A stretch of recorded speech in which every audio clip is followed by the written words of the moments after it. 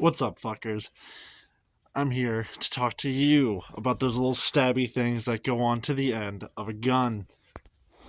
Now, the bayonet is a pretty obvious, modern piece of kit on any rifle.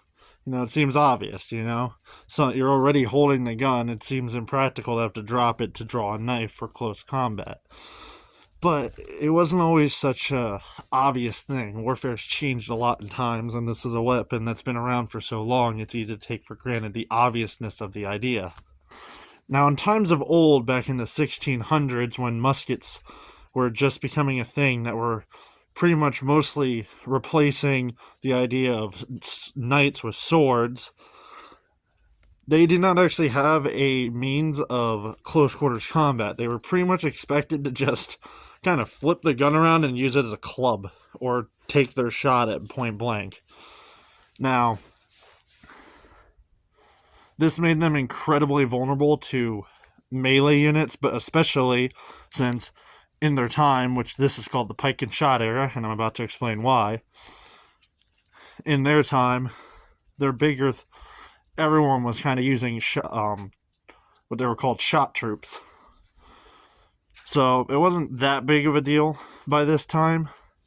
However, they were still extremely vulnerable to cavalry, who were very maneuverable and posed a huge threat. So the era was known as the pike and shot era because you had shot, which was the formations of troops with muskets, and pike formations flanking them, which were men with, pikes.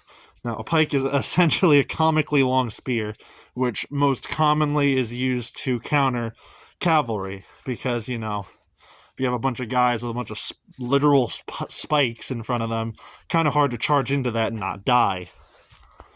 Now, these pike formations were very useful and effective against cav, but it didn't change the fact that shit happens, and sometimes cav is still going to get through to your shot formations, and if they do, they are very likely to just get wiped out. Now, the earliest solution to this, in the form of what we would call a bayonet, was called plug bayonets. Now, these are very comically just literally taking a specialized knife and just kind of plunging it into your fucking muzzle. And you might go, how are you supposed to shoot? You don't.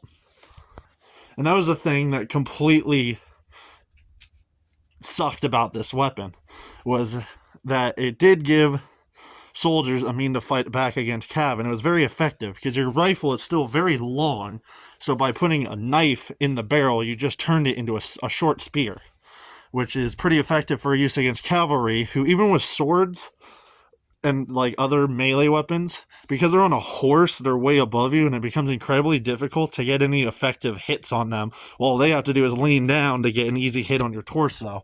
The only thing that's easy to hit on them is their legs. So having a long stick of sorts to stab up at them was actually an incredibly effective countermeasure. That's partially why pikes were so effective against them. Because of this, they were used heavily. They were very widespread used, but they were also rendered your weapon no longer a gun.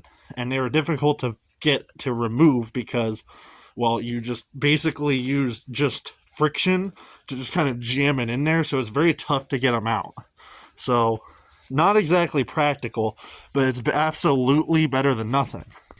Now, going into the early to mid 1700s, this was pretty much the norm until what we now know as the ring bayonet was developed. Now, it sounds like absolute rocket science to think of, what if we made the stabby thing go onto the gun without just jamming it in your bore? It's a lot of things seem obvious to us nowadays, and the idea of doing something to fix your gun on, not so obvious back then.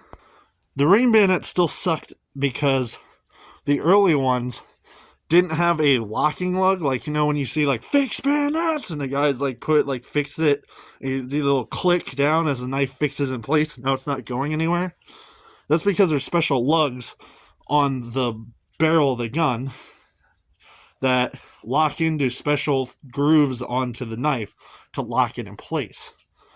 Now, the early ring bayonets, while they did go around your barrel, so you could still shoot with them on, so you weren't screwed if a cavalry attacked you and then got off you and you started getting shot at, it still was impractical. These literally used friction, just like the plug bayonets, to go on. So you just kind of brute forced them on and helped gravity did its thing. You could, and it was a very common issue where troops would lose them because they would just stab into an enemy. The bayonet might plant inside a bone or something, and when they go to pull, it won't come out, and they just pull, and then it pops off. Not exactly ideal. Finally, in the mid to late 1700s, some guy had this crazy idea of what if we didn't use friction, and created the socket bayonet. The socket bayonet would create the trend for how all modern bayonets work, where there's a lug on the gun and a fitting within the bayonet that goes around that lug and then twists to lock it in place. And in a similar thing, you twist it to unlock it and then it comes off. Now you may ask, what is really the big deal about not being able to take the bayonet off? Why do you even really need to? Wouldn't you always want that in case you get charged? It would be rather annoying if you suddenly got charged and didn't have a bayonet on and you're stuck with a club. Well, there's a multitude of reasons. It adds weight to the front of your gun, but the big thing largely is, especially with muzzle loaders, these bayonets only stuck out to the side so much, and they could very easily get in the way of you trying to like manipulate things, like pouring in powder into the barrel, getting your shot in, ramming it. All these things, there's a big blade just like a couple inches off that's going to get in the way of your hand and can impede your ability to load your weapon effectively. So the usual standard was troops did not walk into battle with their bayonets fixed, and they really only fixed bayonets if they were anticipating being charged or attacked, or knew that they were likely going to get attacked, or if they detected an incoming attack coming at them through like cavalry charging, or if the enemy stops firing on them and comes in for a charge. That was usually how things worked back then. Unless you were anticipating it, you usually did not walk into battle with bayonets fixed. And bayonet fighting in general, even in the days of line formations, is kind of blown out of proportion by Hollywood because it's in a way glamorized, because it's a pretty, epic and shocking display to watch. But in reality, most armies really didn't do that. For example, a guy who I'll have to talk about in a future educational video, Carlos Rex, ruler of Sweden in the 1700s, absolutely shattered armies because he made up for his small armies' disadvantage in numbers compared to his much larger foes, like at the time Poland, Lithuania, which was a fairly sizable army, and Russia especially, with incredibly rigorous drill on marksmanship and melee. His entire battle doctrine was largely to take as much damage as possible and rely on his troops' utter devotion to king and country to essentially shatter enemy morale. Now, at the time, the standard range most firefights took place between was about 200 yards. That was pretty much the max effective range of a musket, and usually where the majority of European armies would start to engage each other at. Not Carlos Rex. Now, this man's army instead would march within 100 yards to absolutely maximize the chance of scoring a hit with the majority of the troops firing. They would usually go in rows of about 2 or 3 deep, and the idea was to essentially, they would stop. Well, they wouldn't stop, but as they're marching, the front line would aim, open fire, then kneel as the next line walks past them, aims, opens fire, and then everyone fixes bayonets and immediately goes, if they didn't have them fixed already, and would immediately charge into the enemy ranks to capitalize on the other chaos that these devastating volleys would have sent on them.